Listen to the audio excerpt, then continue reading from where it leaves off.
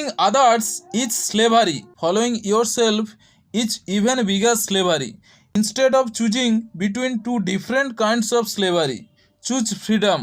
অন্যকে অনুসরণ করা দাসত্ব, এমনকি নিজেকে অনুসরণ করা বড় দাসত্ব। দুটো আলাদা রকমের দাসত্ব। মুক্তি বা স্বাধীনতাকেই পছন্দ করা উচিত।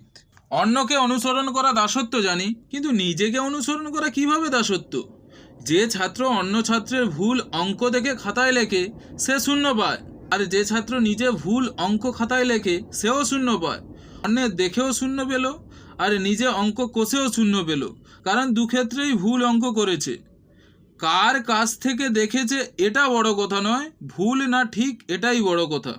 যে নিজেকে জানে না, নিজের বৌদ্ধিক ও মানসিক বিকাশের স্তর জানে না, সে যদি আত্মবিশ্বাসী হয়ে কোনো বড় কাজ শুরু করে তবে সে ব্যর্থ হবে। সফল হতে হলে প্রথমে নিজেকে অর্থাৎ নিজের বৌদ্ধিক ও মানসিক স্তর সম্বন্ধে জ্ঞান অর্জন করতে হবে। বর্তমানে বাজারে মোটিভেশনাল স্পিকাররা বলে নিজের ওপর ভরসা রাখো, আত্মবিশ্বাসী হও। যে নিজেকে জানে না, সে সঠিক বেঠিক জানে না, সে কিভাবে আত্মবিশ্বাসী হবে? প্রথমে তো তাকে জানতে হবে সঠিক কী আর বেঠিক কী। আর এই সঠিক বেঠিক সে সমাজ থেকে কিংবা নিজে নিজে শিখে যাবে না। এই সঠিক বেঠিক জানতে হলে তাকে সঠিক ব্যক্তির কাছে কিংবা সঠিক বইয়ের পাতায় চোখ রাখতে হবে। নিজেকে জানতে হলে সঠিক জ্ঞান অর্জন করতে হবে। কেউ নিজে নিজে সঠিক জ্ঞান অর্জন করে না।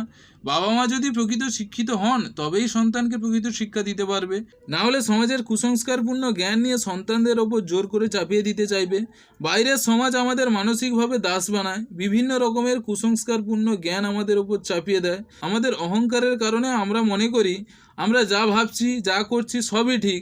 আমরা সঠিক যুক্তির সাথে কোনো বিষয়কে বিবেচনা করি না। আমার ইচ্ছা আমার পছন্দ মানেই সঠিক। আমাদের কাছে দাসত্ব কথার অর্থ শারীরিকভাবে কারোর অধীনে থাকা। অতীতে আমেরিকাতে গরু ছাগলের মতো মানুষদের কেনাবেচা হতো। কেনাবেচার জন্য মানুষকে বিক্রির জন্য বাজারে আনা হতো, আর গরু ছাগলের মতোই অত্যাচার করা হতো। বাজারে আনা এইসব পরাধীন মানুষদের দাস বলা হতো। দাসদের গরু ছাগলের মতো বেঁধে রাখা হতো এবং তাদের শারীরিক মানসিক যৌন সব ধরনের অত্যাচার করা হতো। নারকীয় দাসপ্রথা আমেরিকার মহান প্রেসিডেন্ট আব্রাহাম লিঙ্কনের লড়াইয়ের জন্য আজ আর নেই, কিন্তু শারীরিক দাসপ্রথা উঠে গেলেও মানসিক দাসপ্রথা চালু হয়ে গেছে এবং দিনের পর দিন বেড়েই চলেছে। শারীরিক দাসপ্রথার মতো মানসিক দাসত্ব চোখে দেখা যায় না বলে আমরা বিশ্বাস করতে চাই না।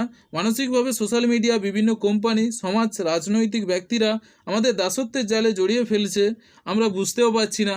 বর্তমান দিনে সোশ্যাল মিডিয়া, টিভি, সিনেমা, বিজ্ঞাপন সহ প্রায় সব ক্ষেত্রেই মানুষকে দাস বানানোর জন্য সেক্স বা যৌনতার এক নেশা ধরিয়ে দেওয়া হচ্ছে। মদ্যপান করলে যেমন মানুষকে দিয়ে যে কোনো অন্যায় কাজ করিয়ে নেওয়া যায়, তেমনি সেক্স বা যৌনতার নেশা ধরিয়েও মানুষকে বুদ্ধু বানানো যায়। যৌনতার নেশায় আচ্ছন্ন ব্যক্তি সত্য মিথ্যা বিচার করার ক্ষমতা হারিয়ে ফেলে।